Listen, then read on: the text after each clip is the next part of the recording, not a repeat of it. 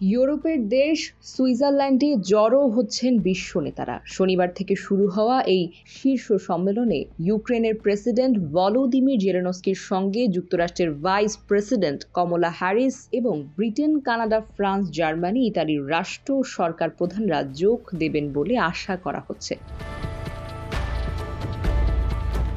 এছাড়া রাশিয়ার সঙ্গে বন্ধুত্বপূর্ণ সম্পর্ক বজায় রাখা ভারত, তুরস্ক এবং হাঙ্গেরিও এতে যোগ দেবে। তবে এই সম্মেলনে রাশিয়াকে দাওয়াত দেওয়া হয়নি এবং চীন যোগ দেবে না, খবর আল জাজিরার। জেলেনস্কির নির্দেশে এই শীর্ষ সম্মেলন আয়োজন করছে সুইজারল্যান্ড। 2 দিনের এই সম্মেলনে প্রায় 90টি দেশ ও সংস্থার যোগ দেওয়ার কথা রয়েছে। এই সম্মেলনে রাশিয়াকে দাওয়াত দেওয়া না হলেও মস্কোকে সঙ্গে নিয়ে ভবিষ্যৎ শান্তি প্রক্রিয়ার পথ প্রশস্ত করতে চায় সুইজারল্যান্ড। আল জাজিরার প্রতিবেদন অনুযায়ী ইউক্রেনে যুদ্ধ বন্ধে রাশিয়ার উপর চাপ বৃদ্ধি করতে এই সম্মেলনের আয়োজন করা হয়েছে। তবে রাশিয়ার প্রধান মিত্র চীন এতে অংশ না নেওয়ায় সম্মেলনের প্রভাব কিছুটা ম্লান হয়ে যেতে পারে। এছাড়া চীনের সহায়তা না পাওয়ায় বিশ্ব থেকে রাশিয়াকে বিচ্ছিন্ন করার পশ্চিমা আশা ফিকে হয়ে গেছে।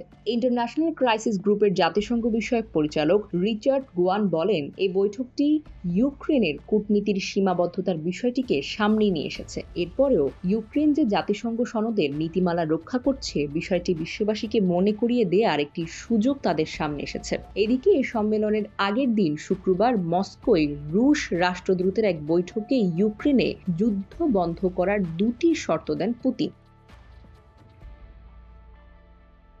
রাশিয়ার অধিকৃত অঞ্চল থেকে ইউক্রেনীয় সেনা প্রত্যাহার এবং পশ্চিমা সামরিক জোট ন্যাটোতে যোগদানের আলোচনা থেকে কিয়েভ সরে এলে রাশিয়া যুদ্ধবিরতি আলোচনা শুরু করবে বলে জানান তিনি। তবে পুতিনের এই যুদ্ধবিরতির প্রস্তাব প্রত্যাখ্যান করেছেন ইউক্রেন ও পশ্চিমরা।